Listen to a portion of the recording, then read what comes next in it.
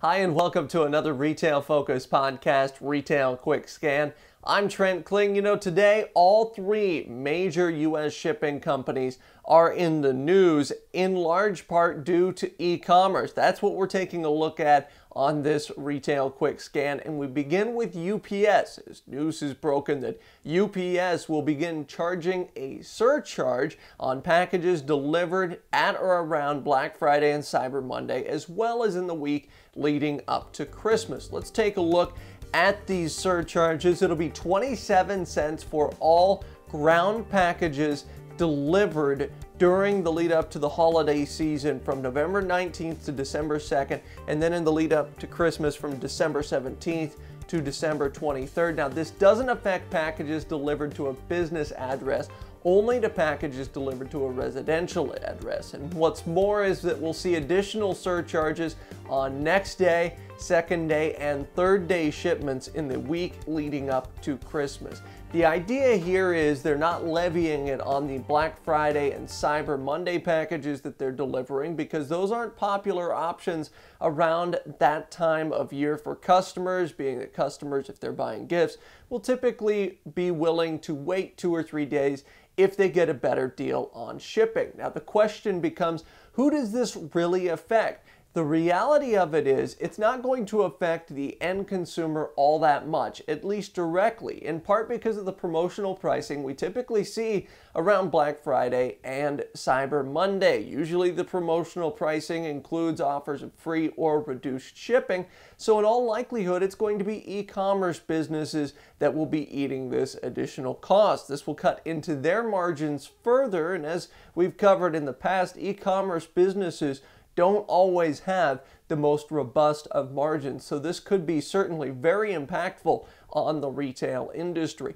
The second shipping business that's been in the news of late is the United States Postal Service. This comes after JCPenney CEO Marvin Ellison spoke at a Piper Jaffray conference in New York last week, and he mentioned that the United States Postal Service, along with UPS and FedEx, may have a difficult time keeping up with the increased demand of e-commerce business, and in fact may be a function that will hold e-commerce back in the United States. Now, in an article published on The Street, the United States Postal Service issued a rebuttal to this idea. They mentioned infrastructure build-outs to facilitate further e-commerce growth, and they also mentioned indirectly their partnership with Amazon. Because of their partnership with Amazon, it's led them to bolster their technology infrastructure, and also it's given them an opportunity to really look at what they're doing operationally in terms of e-commerce. If Amazon delivers a package to a USPS hub by 9 a.m., those packages will go out to customers on that same day. There's a priority there that perhaps wasn't there before with e-commerce. But I spoke to a postmaster here this week, oversees a large number of post offices and post office workers, and he had something interesting to say. Not only are parcel volumes up at the Postal Service, as we all basically knew, they're up significantly. They were up 65% in 2016, year over year over 2015, and what's more, year to date this year, in 2017, their parcel volumes are up another 60% over an already robust year in 2016. Now, you would think that that would cause some issues in terms of staffing, some issues in terms of getting those packages out.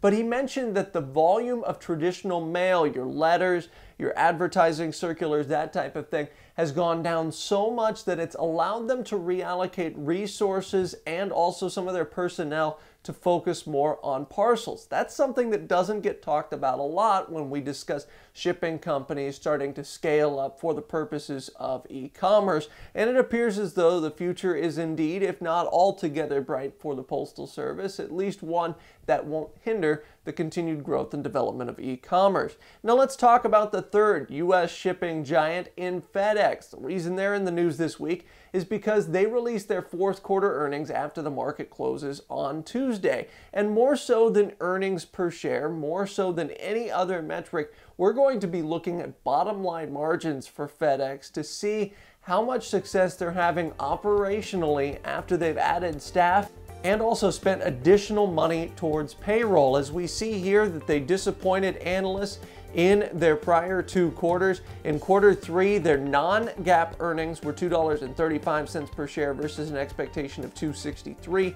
In their second quarter, it was $2.80 per share versus expectations of $2.91. But I think what's more telling with FedEx is those pesky margins, as their margins have been down over the last couple of quarters over the previous year, and they've been down in all 3 of their major divisions. Now, sure, they're taking a little bit of a margin hit due to some expenses incurred from folding the newly acquired TNT Express into the hold, but you see on the screen their FedEx Express down from 9.1% to 8.6% adjusted in terms of their bottom line margins.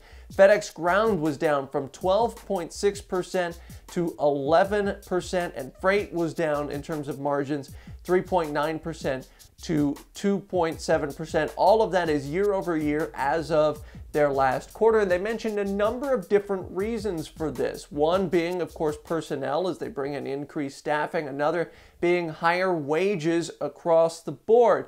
But an interesting thing that they did mention was higher rent for FedEx Ground. We don't think of FedEx Ground as a typical retail business, but in that division, they do have to keep offices in various different corporate centers, business centers, and commercial business districts throughout the country. And as we've talked about the price of commercial real estate going up and the price of commercial rents going up, so too do the rents go up for FedEx. So it's an interesting thing to keep in mind as you look at this next quarterly release. Our take is that the margins will begin to stabilize and eventually grow again for FedEx once they begin to really optimize the output of this new workforce that they've brought in and bolstered over the last few quarters.